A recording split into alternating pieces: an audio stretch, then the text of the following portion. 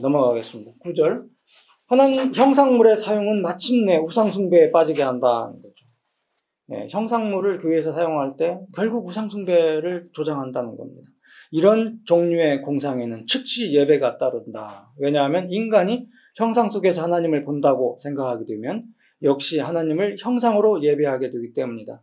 그리하여 마침내는 그들의 마음과 눈이 전적으로 우상에게 얽매이게 되고 점점 무감각해져서 마치 거기에 신적인 무엇이 있는 것처럼 그것들에 대해 완전히 감탄하게 되는 것이다. 사실 그들은 그 우상을 신으로 간주한 것이 아니라 신의 어떤 능력이 그것에 내주한다고 상상했기 때문이다. 그러므로 하나님이나 어떤 피조물을 상으로 표현하여 이를 예배하기 위해 그 앞에 꿇어 엎드릴 때에는 벌써 어떤 미신에 매혹되어 있는 것이다. 자, 몇 줄 아래요. 왜냐하면 인간은 하나님을 가시적인 형상으로 만들자마자 즉시 하나님의 권능이 그 형상에 부착된다고 생각하기 때문이다. 자, 185쪽으로 넘어가서 두 번째 줄. 그들은 형상을 신으로 간주하지 않는다고 주장한다. 유대인들도 금송아지를 만들기 전에는 하나님께서 친히 그의 손으로 그들을 애굽에서 인도해 내셨다고 하는 것을 잊어버릴 정도로 무분별하지는 않았다. 그러나 이것들이 그들을 바로 애굽에서 구원해 내신 신이라고 아론이 말하자 그들은 이에 뻔뻔스럽게 동의해 그들 앞에서 행하시는 하나님을 금송아지에서 볼 수만 있다면 해방자이신 하나님을 그대로 존속시키기를 원한다고 하였다는 거죠. 넘어가십시다. 11절 봅시다. 11절. 여기 이제 그 교황주의자들이 교묘하게 그 말장난을 해가지고 하나님께 드려야 하는 그 경배를 우상에게 바치고 있다라고 하는 그런 식의 이제 이야기를 여기서 하고 있습니다. 이게 이제 네 번째 줄 보면은 그들은 형상물에게 표시하는 존경을 이거 좀 고쳐 보십시다. 그들은 형상물에게 표시하는 존경을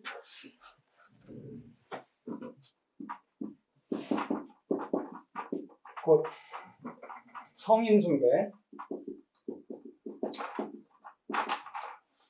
듀리, 곧 성인숭배라고 말하고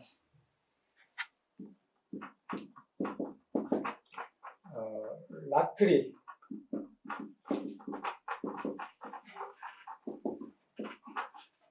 이제 우리말로 번역하자면 라트리 하면은 최고의 숭배입니다. 최고의 숭배라고 말하지 않는다.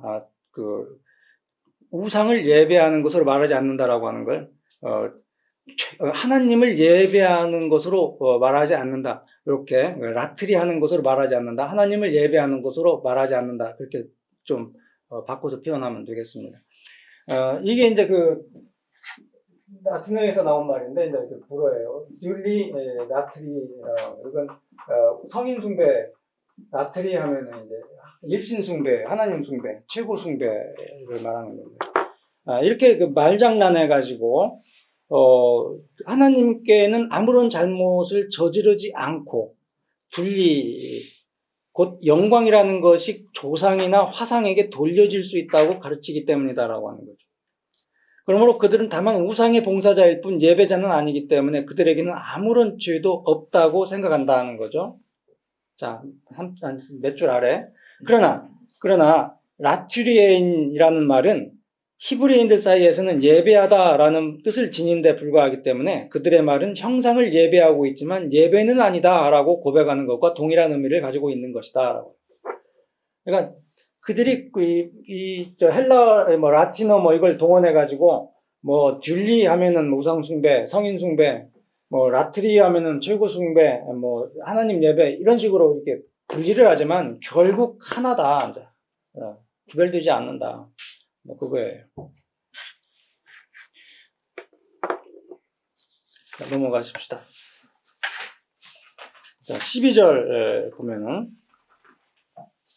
예술의 기능과 한계 12절부터 이제 16절까지 어떻게 적절하게 소위 예술에서 뭔가 기능을 발휘하는 이 조각도 만들고 그림도 그리고 근데 그런 그 이야기를 이제 여기서 적절하게 어떤 한계를 가지고 있어야 하는지, 그러니까 어디까지 이게 예술이고 어디서부터는 이게 이제 그 잘못 그 미신적으로 우상 숭배에 이제 사용되고 이제 그 부분에 대한 어떤 경계를 지금 칼빈이 그리고 있어요.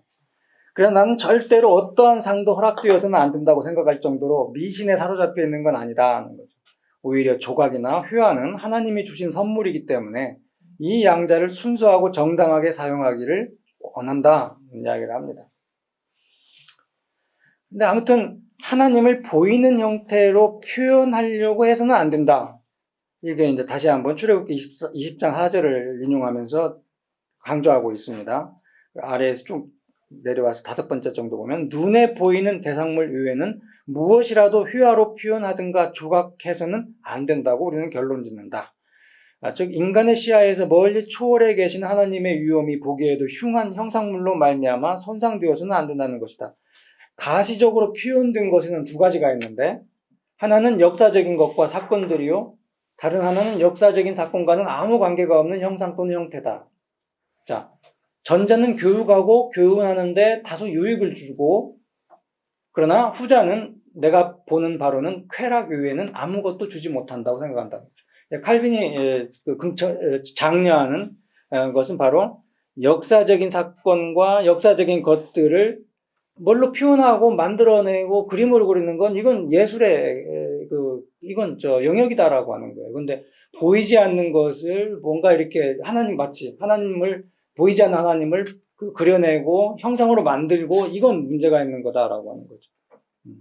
더욱이 오늘날까지 교인에 장식되어 있는 거의 대부분의 형상물은 바로 역사적 사건과는 아무 관계가 없는 뭐 그런 것들이다. 뭐 이런 이야기죠.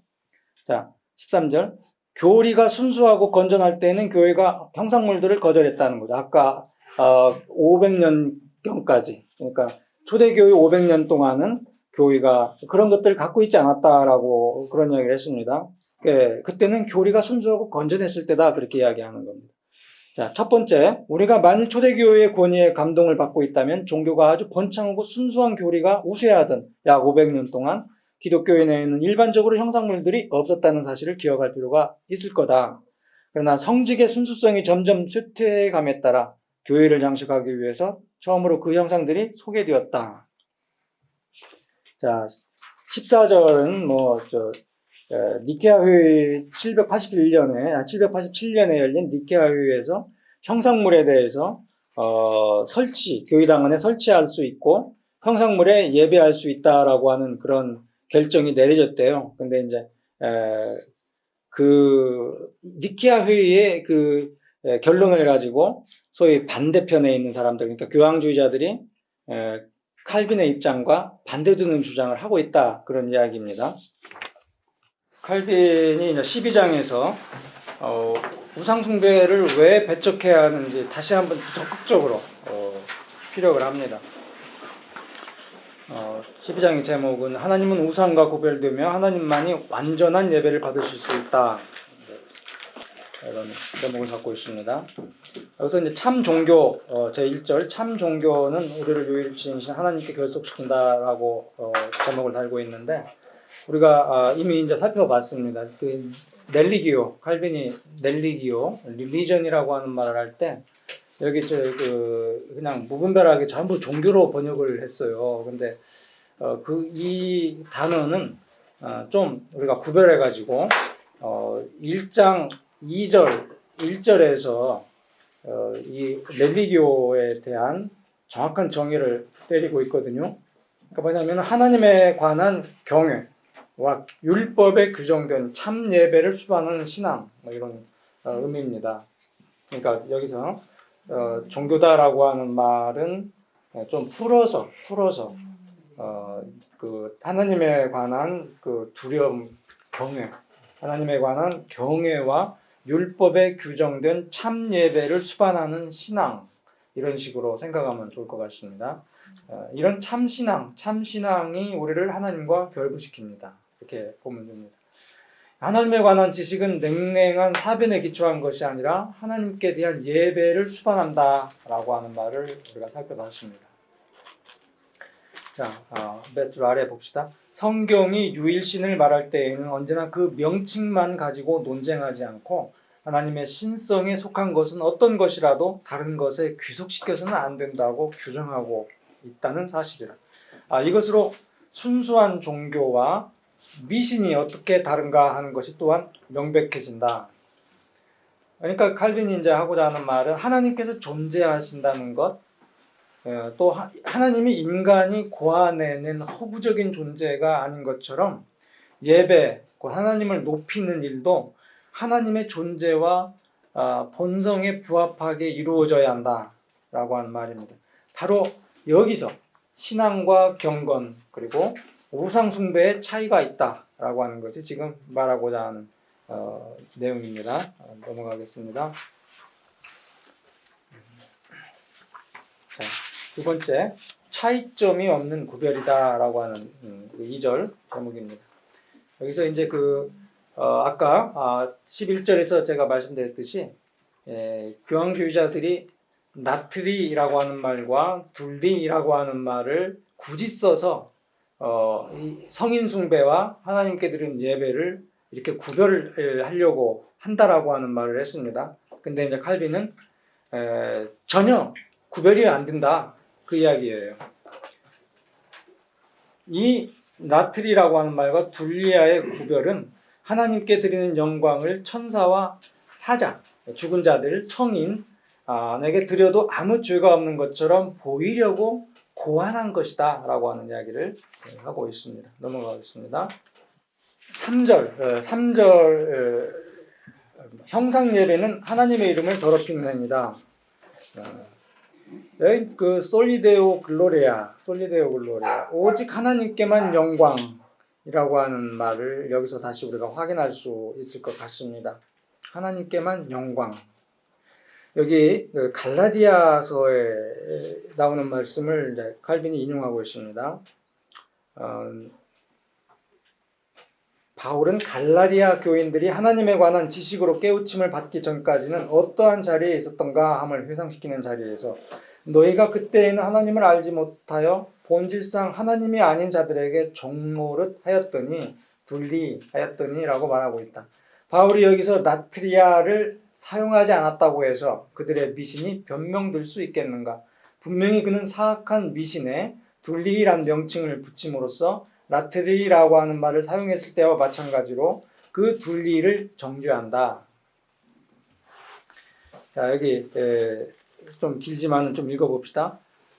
그리고 그리스도께서 사탄아 물러가라 기록되었을 때 주 너희 하나님께 경배하고 다만 그를 섬기라 하였느니라. 마태 4장 10절에서 하는 이 말씀의 방패를 가지고 사탄의 공격을 물리치셨을 때에도 나트리라고 하는 말은 문제가 되지 않았다. 왜냐하면 사탄이 그리스도에게 요구한 것은 다만 엎드려 절하는 것뿐이었기 때문이다.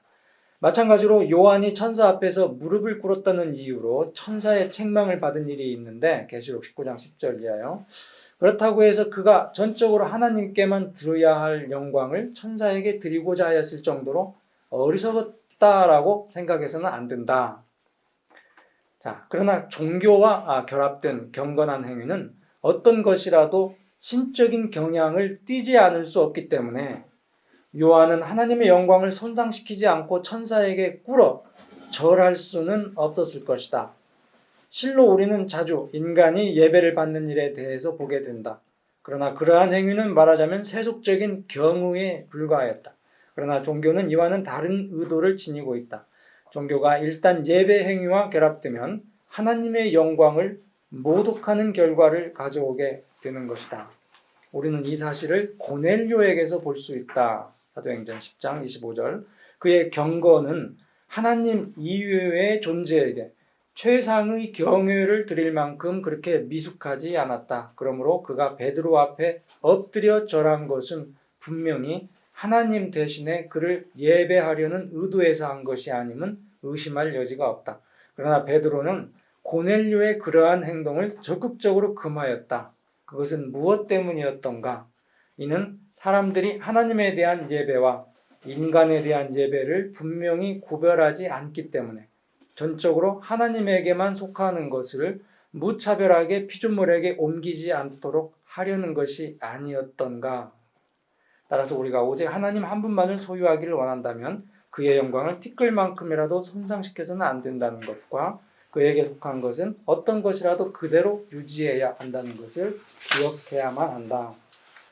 자, 뭐 여기서 이제 우리가 뭐 지난주에도 좀 말씀드렸지만은 뭐 타종교와의 그 관계에서 우리가 뭐 절에 갔을 때랄지 뭐 그때 이제 우리가 뭐 어떻게 해야 할지 뭐 그런 거 특히 좀 그 믿는 사람들이 이제 그런 어떤 타종교 절을 갔을 때 어떻게 해야 할지 좀 머뭇거리고 이제 뭐 그런 부분이 없지 않아 있죠. 합장을 해서 경의를 표해야 할지 절에 다니는 사람들처럼 아니면은 먼 거리에서 그냥 구경만 하고 와야 할지 좀 애매한 처신하는 것이 좀 애매한 그런 경우가 없지 않아 있습니다. 근데 칼빈은 지금 명확하게 우리에게 구분해주고 있어요. 그거 뭐 굳이 뭐 가가지고 좀 어디 절에 가가지고 대웅전 가서 부처 앞에서 경건하게 합장하고 머리 숙일 필요 뭐 없죠. 그렇지 않습니까? 뿐만 아니라 사회 생활 속에서도 그와 비슷한 많은 사례들을 우리가 끄집어낼 수 있어요. 고넬료가 베드로에게 꿇었을 때, 고넬료에게 베드로가 꿇지 말라 그렇게 일으켜 세우는 그런 장면, 이런 것들. 그러니까 우리가 뭐 인간 사회 속에서나 뭐 타종교의 어떤 관계 속에서나 어떻게 하나님을 믿는 그런 자들로서 예의와 사회의 어떤 규범에 어긋나지 않게 행동해야 할지 뭐 이런 부분에 대해서도 많은 생각할 것을 뭐 주는 것 같습니다.